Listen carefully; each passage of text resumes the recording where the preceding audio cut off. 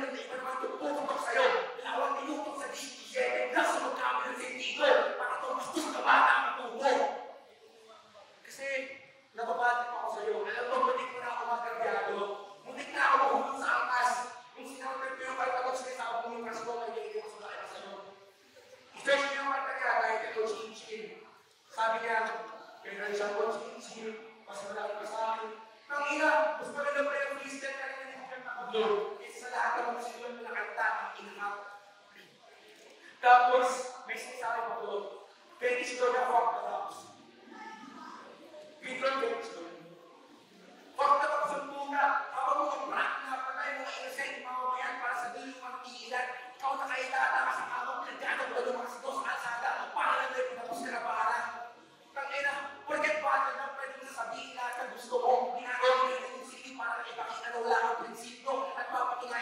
tandaan nyo kanina sa mga susunod na rounds ko. Charles Manson, mamamatay tao. Ang inakakarap mo ngayon, di ba? Kasi ipagpulakan sa mga para. Kung siya at sultanan na makapagsak ko, ay nag-CCX o ano pa kaya? Kaya ba ako? Yeah! Unang banat para kay Gisman.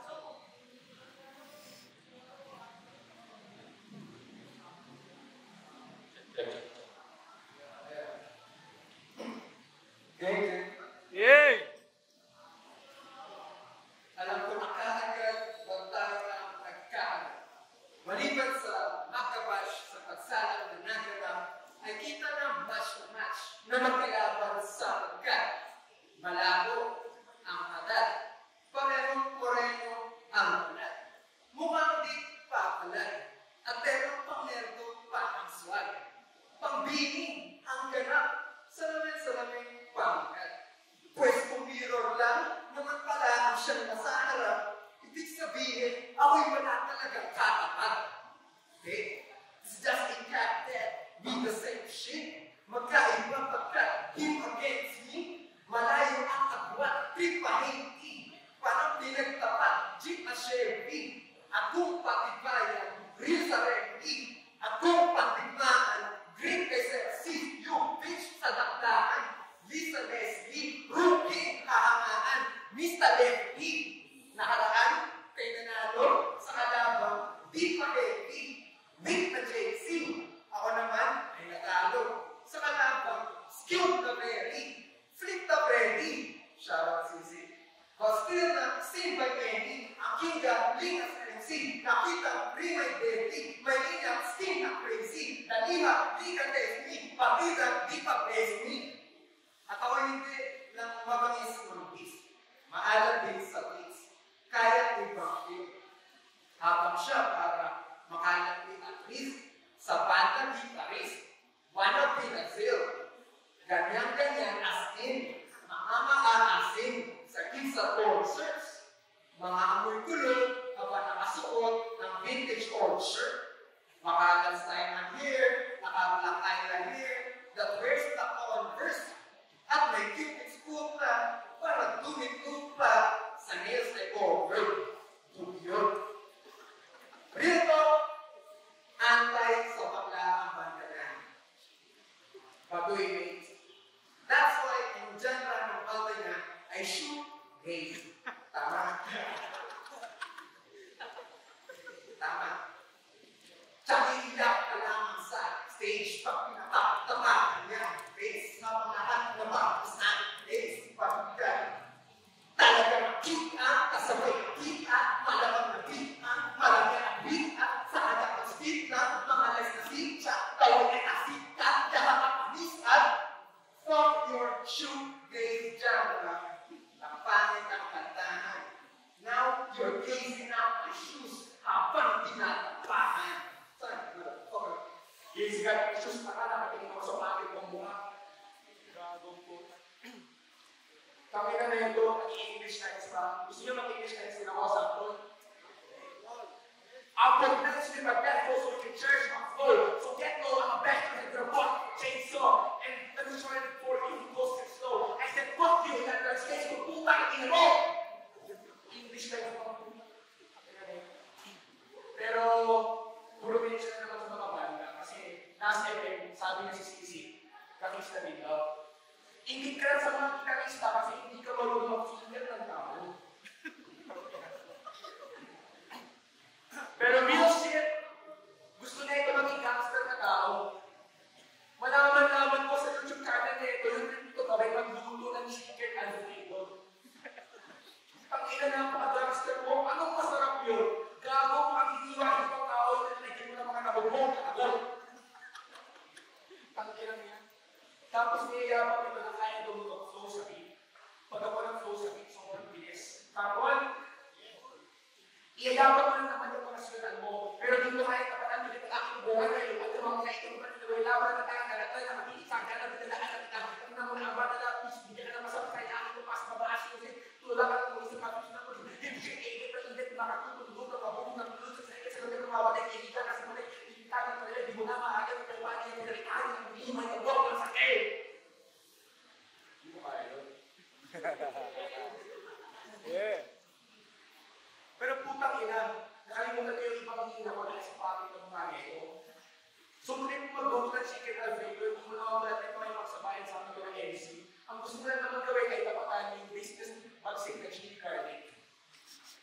Sakto, niremention pa pala kayo mga taga-Cubao Expo, makakamangyari sa NPC sa Cubao Expo ngayon ka. Ito po yung mga mukha sa Twitter, kita nyo na makikita, may kinahasa. Tingnan nyo naman yung balbas, yung pinag-ahit, yung mga sa akin, yung mukha ng mabaho. Kita nyo naman, nag-ahit na ako. Ito, tangina. Walang nagbago. Nagpamulit ng aputan, yan ako mo kung sige ka mga yung mga kuya dyan na nakikinig kayo sa mga murato. Israel. Hindi. Pero seryoso. Hindi mo ako kaya kapag sa sulutan pag nilos mo at hindi mo rin kaya na mag-joke sa mag-joke pag nilong mo sa ibon dura. Kaya na ba ako ngayon ng abra? Sa bayan, sa pasitan ng mukha, kahit po niya o pumapanig ako ng legit. Umuwi ka ng joke ng last kayo na kalaban ko nung inaya ko sa sulutan. Sana may naman sa tayo sa buwan sa guys. Lumaki sa Bulacan pero puro dito lang ito. Sa'yo hindi ako magpapatalo. Magpapatalo lang ako kapag napapapin mo sa ibon sa ayaw lang. Galing. Napakita ni Flo na. Ang galing na. Nice G. Hindi nyo alam, hindi nyo sinabi, yes, pala dito si Cash G. Okay, anyways. Siya ay isang palang activist. Sa kalsada, rallies. Subalit, di dapat yan rallies. Para lang siyang nabibig. Dapat niya, hanganan, mabibig. Sa tapang na nabibig. Pagkat sila talaga ang legit. Mga gangsta sa streets. Kasi sila ay tumatayo, sumisigaw sa harapan ng popo. Kaya ngayon, ang rappers na geng-geng ng taon, ang malamang ay no-no. Kaya pang bidista, aktivista, ayoko. Galawan ng pag-popo. Saludo sa pinaglalaban nyo ng todo. Diyan, katulong oo. At oo, di matatanggihan, nagawang ikaw ay kampihan. Bagay na diramdam ng ilan sa inyo pinapapakinggan. Pagkat tila sa lakas nyo sa pagsigaw, may hindi na marinig. At pag may baho sa loob na sumingaw, bakit di makarinig? Kapwa kahanay, nakapuso, ng raw, kapilit, makatinig. Ang ilan sa inyo, kasama matiraw, ang titig sa pagtindig. Tumustisyon talaga na para sa madla ang mga katutol. At sa social media ba, ang mga biktima naglahay at sulgo. Kaya, nakapagtataka, kayo sabihin mga katanungan hanggang nakawala. Eh ba, dyan pa talaga, may mga katatagpuang mapagsamantala, mga progresibo, subalit may bahid ng mga idol na balaki. Kung mga kapwa na kapatid ay naapi, at mabahala at magmasid sa katabi, patunay mismo ang nagbatid at nagsabi ng hindi lahat ng kapatid ay kakapatid. Pero sa pinaglalaban at dalawan mo sa activism, man ay respect lang. Sa aking mga barang bilitawan, hindi ko mitigit ang pagrerentay. Hindi pang iba kung likha. Aking ginagawa ay pang-heads up. Pagkat yung iba ay iba na ang pinawagayway na red flag. Hindi ko alam kung bilis mo, yung compliment mo, at pinaka. Noong nga nagpunta, nandun ako pabalik ng guidelines.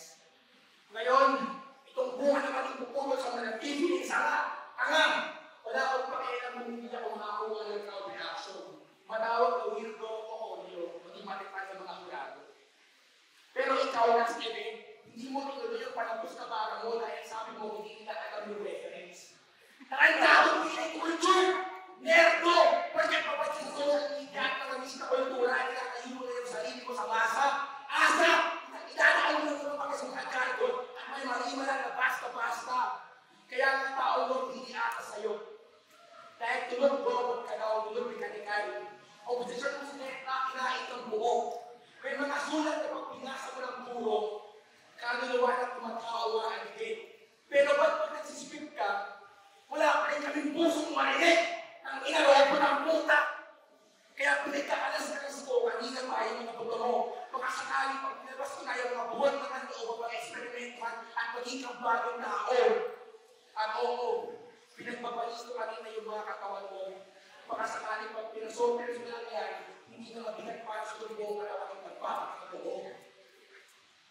Kasi Charles Manson daw to, pansin ko sa mga pansinang dito sa Eric Amaya, yung round 2, dinedescribe mo lang yung sarili mo. Pansin ko sa mga manalaf na tulad mo, kailangan mo ng male figure na idolin. Either si Hitler, Mussolini, ikaw si Charles Manson.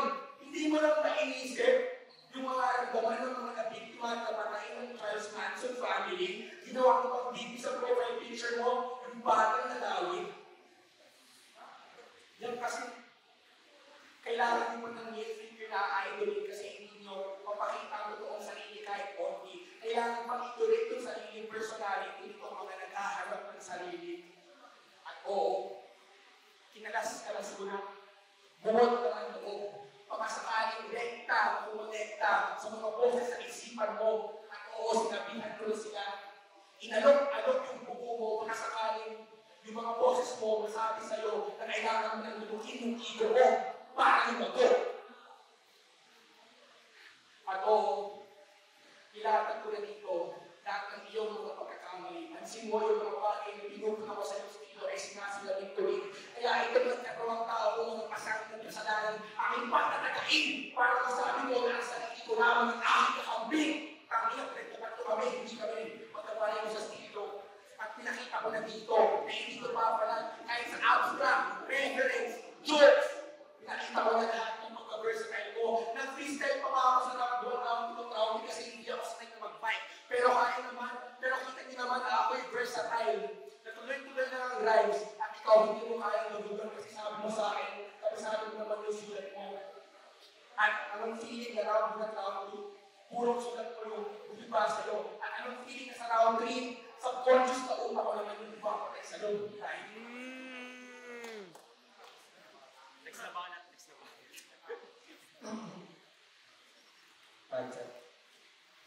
Alam niyo kung ano ang karay na mga pang-bobo lines? Pangalan Bobo-Kay.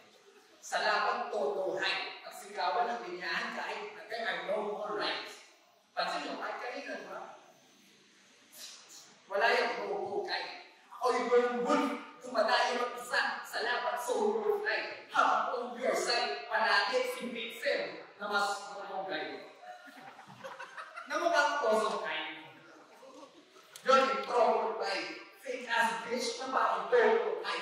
Ang fuck you ang trouble guy. Pagkikaya sinapang, hindi lang magkagla. Tiyak talagang logo guy. Ay, logo guy, wordplay. Nabang mo, wala pa sa'yo. Hindi, seryoso na. As this moment turns screamer point, ang power stop pulling my Twitter boy. Anong logo guy? Mas bagay ang golden retriever boy. Kamuha mo yun. Pareho kayo nun, cringe, panoorin. Kabobo.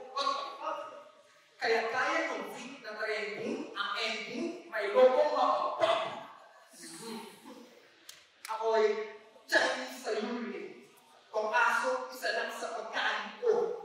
At ako'y so-called Steve Austin. Yung salamin, masal agad sa akin ko. Ako'y nag-aborsyong dalaga. Ipabayad ng mamahin ko. At ako ay korupsyon, kalapang, hindi ko kaya namahin ko. At puro ako. Puro selfie bars, napansin nyo? Alam ko kasi na itong logo ay matatala sa hangin ko. At kung natanay ka lang sa hangin, ngayon ay maralikot sa lalim. Kaso kung pagbabakasakali, ako ay mapatayan, wala rin. Ano man ay gawin, ang subukan, yung laman ng hangin, mag-uulan bago makarating sa subulan. Malamang mangyari, nalulog ka, gaya ng logo, kay lulutang katawan ng logo ng tuluyan. Bye. Magiging para sa laban na yun.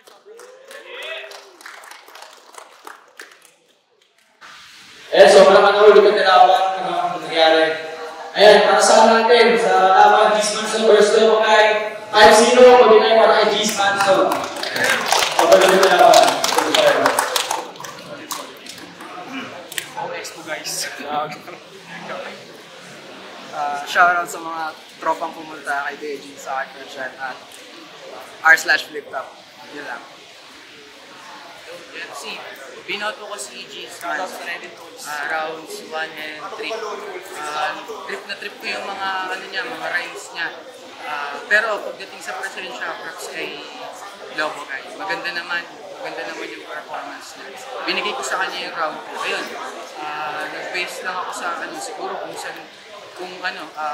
ayun, sa sobrang intricate kasi yung mga rhymes niya ni G's Manson.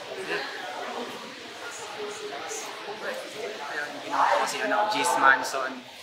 Pero ayun, patas lang sila sa punto, parehas malupit. Pero binoto ko si G's Manson kasi mas swabe yung yung rhymings, yung delivery.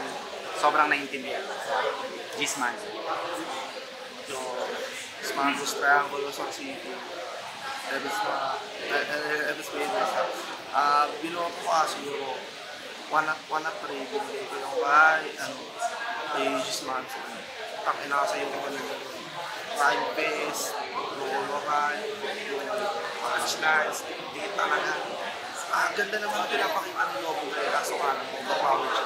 Sa round ko siguro medyo pinagtry ko siya kasi ganda ang pinakita ni Lobo kaya. Tapos medyo parang nagbigay sa round ko, nagbigay na ako sa round ko. G's Manson. Pero yun, 1-3, G's Manson. Shoutout ko lang. Sa si G's Manson.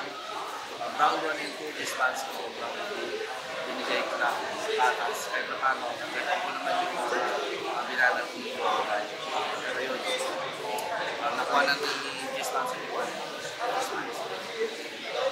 Yung gun state, 7 hits. Boto ko all 3 rounds kay G's. Parehas lang malakas yung dalawa. Kaso nga lang kada turning round ni G's, nababawi nyo mas malakas yung mga banat ni Lobo guy. All 3 rounds G's.